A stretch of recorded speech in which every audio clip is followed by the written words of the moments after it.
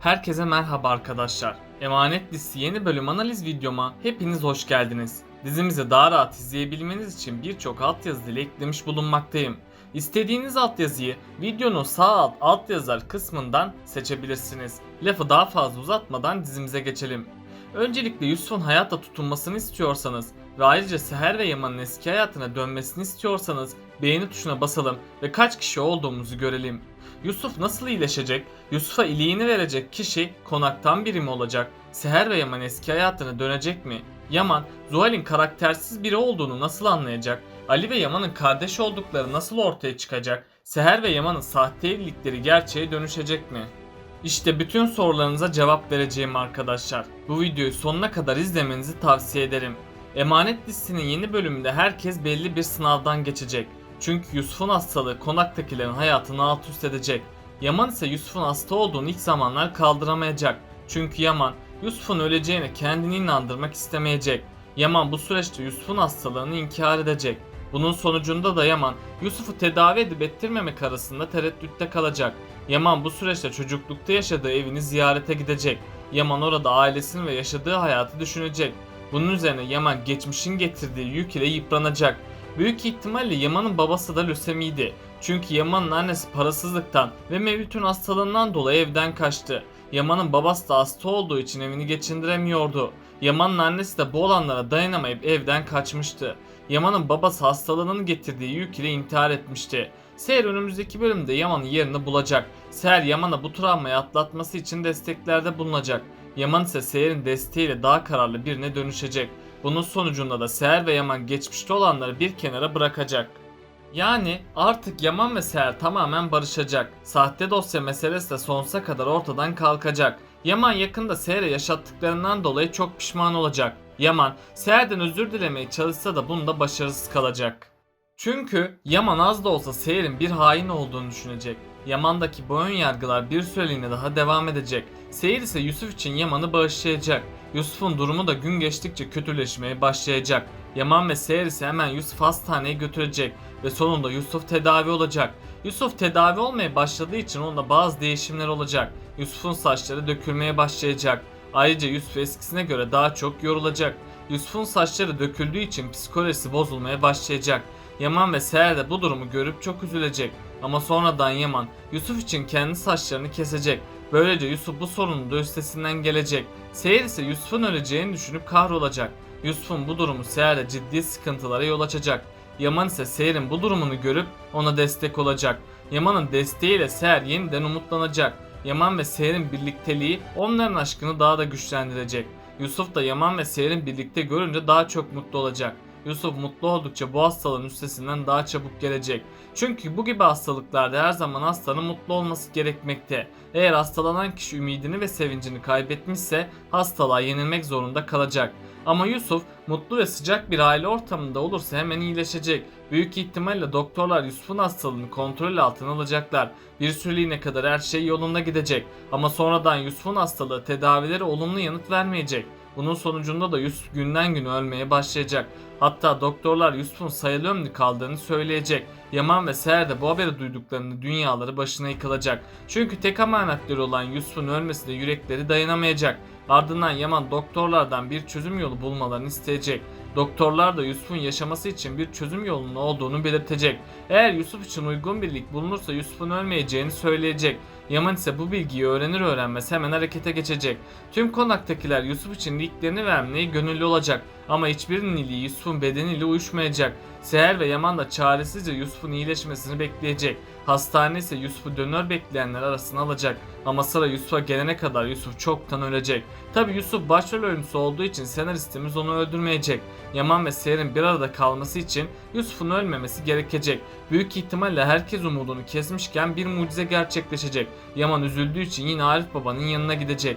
Arif Baba ise Yaman'dan Yusuf'un kanser olduğunu öğrenecek. Yaman ise uygun iliğin bulunmaması halinde Yusuf'un öleceğini söyleyecek. Arif Baba ise Yaman'ın üzülmemesi gerektiğini belirtecek. Bunun üzerine Arif Baba Yusuf'un yakında iyileşeceğini söyleyecek. Yaman da Arif Baba'nın sözleri üzerine konağa geri dönecek. Arif Baba ise Yusuf öleceği için çok üzülecek. Tam o sırada Arif Baba Ali ve Yaman'ın kardeş olduklarını hatırlayacak. Arif Baba Ali'de bulunan iliğin Yusuf'a uyumlu olduğunu düşünecek. Bunun sonucunda da Arif Baba hemen Ali'nin yanına gidecek. Ali ilk başlarda ne olup bittiğine bir anlam veremeyecek. Tabi sonradan Ali Yusuf'un hasta olduğunu öğrenecek. Ali hemen hastaneye gidip kan testi yaptıracak. Bunun üzerine doktorlar Ali'nin iliğinin Yusuf'a uyumlu olduğunu görecek. Böylece sonunda Yusuf kurtulacak. Çünkü Ali Yusuf'un ölmemesi için ilk bağışında bulunacak. Doktorlar ise Yusuf'u ameliyat edecek. Yusuf'un ameliyat olmasıyla herkes çok mutlu olacak. Yusuf da sonunda ölmeyecek. Yaman ise bu duruma çok şaşıracak. Çünkü Yaman Yusuf'un nasıl oldu da Ali'nin iliğiyle uyumlu olduğunu düşünecek. Yaman ardından bunun bir tesadüf olamayacağını görecek. Bunun üzerine Yaman Ali hakkında detaylı bir araştırma yapacak. Yaman Ali hakkında araştırma yaptıkça geçmişiyle yeniden yüzleşecek. Sonunda Yaman Ali'nin kardeşi olduğunu anlayacak. Yaman ilk başlarda Ali'nin kendi kardeşi olduğunu inkar edecek. Hatta Yaman Ali yüzünden annesinin evden kaçtığını düşünecek. Yaman bu olanları düşündükçe Ali'ye olan kini bir kat daha artacak. Ama Ali Yusuf'u kurtardığı için Yaman onu öldürmeyecek. Yaman Ali'yi öldürmek yerine kardeşlikten red edecek. Ama sonradan Kiraz ve Seher'in desteğiyle Yaman Ali'yi kabullenecek. Böylece iki kardeş kavuşmuş olacak. Ayrıca tüm sorunların çözülmesiyle Yaman bir karar daha alacak. Yaman hala Seher'e karşı şüphe duyduğu için gerçeklerin peşine düşecek.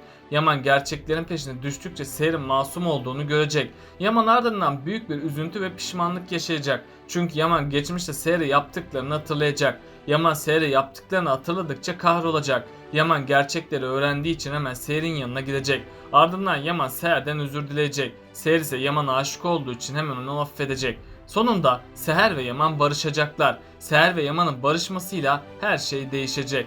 Büyük ihtimalle Seher ve Yaman yeniden yakınlaşacak. Bunun sonucunda Seher hamile kalacak. Yaman ise Seher'in hamile olduğunu öğrenince sevinçten havalara uçacak. İkbal ise Seher'in hamilelik haberini duyunca çıldıracak. Çünkü Seher'in bebeği doğarsa Kırım'ın mirasının 5'e bölüneceğini düşünecek. Bu yüzden İkbal Seher ve bebeğini öldürmeye çalışacak. Ama İkbal her zaman olduğu gibi planlarında başarısız kalacak. Sonradan Yaman Zuhal'in bir sahtekar olduğu için onu cezalandırmak isteyecek. Zuhal ise Yaman'a bir yalan söyleyecek ve Zuhal kendisinin masum olduğunu belirtecek. Yaman da Zuhal'i yaptıklarından dolayı öldürmeye çalışacak. Ama İkbal hemen Seher'in yanına gidip Zuhal'i affetmesini isteyecek. Seher ise Yaman'ın katil olmaması için Zuhal'i affedecek. Tabi Yaman Zuhal'i öldürmediği için onu konaktan kovacak. Zuhal'in konaktan gitmesiyle tüm aile rahat bir nefes alacak. Selim ise Seher'i hala sevdiği için İkbal'in kötülüklerine inanacak. Selim İkbal'e güvenmeye devam ederse bu onun sonu olacak. İkbal Zuhal'i harcadığı gibi Selim'i de bu yolda harcayacak. Önümüzdeki bölümlerde Selim ve İkbal yeniden bir plan yapacaklar. Onların bu planı ilk başlarda başarılı olacak. Sonradan birdenbire tüm taşlar yeniden yer değiştirecek. Selim ve İkbal yeniden mağlup edilecek. Selim bu acılara dayanamayıp gerçekleri ortaya çıkaracak. Artık Selim'in dizideki rolü kalmadığı için Selim dizimizden ayrılacak. Her ihtimalde de Selim, Yaman ve Seher arasından çekilmiş olacak. Kiraz ve Ali arasında hala bir yakınlaşma olmadı. Çünkü Ali ve Kiraz birbirinin aşkını itiraf edemedi. Ama her şeye rağmen çiftimiz birbirini sevmektedir. Bu yüzden yakında sürpriz bir gelişme yaşanacak ve bunun üzerine Ali Kiraz aşkını itiraf edecek. Kiraz da Ali'yi sevdiği için buna çok sevinecek. Ama ilk zamanlar Kiraz Ali'den uzak duracak. Çünkü Kiraz kendisini Ali'ye layık görmeyecek. Hatta Kiraz'ın aklına Sultan Ala'nın sözleri gelecek. Sultan Ala herkesin kendisine layık birisiyle evlenmesini söylemişti. Kiraz da bu sözleri hatırlayacak. Hatta Kiraz Ali'den uzak durmaya çalışacak. Ali de Kiraz'ın kendisinden hoşlanmadığını varsayacak ve Ali bu duruma çok üzülecek. Peki sizce Ali'nin iliği Yusuf'a uysa bile Ali Yusuf'a iliğini verecek mi? Aşağıda yorumlarınızı bekliyor olacağım. Böylelikle bu bölümümüzün de sonuna gelmiş bulunmaktayız arkadaşlar. Beni desteklemek için yorum atmayı, videomu beğenmeyi ve kanalıma abone olmayı unutmayın arkadaşlar. Hepinize teşekkür ederim. Kendinize çok iyi bakın. Hoşça kalın.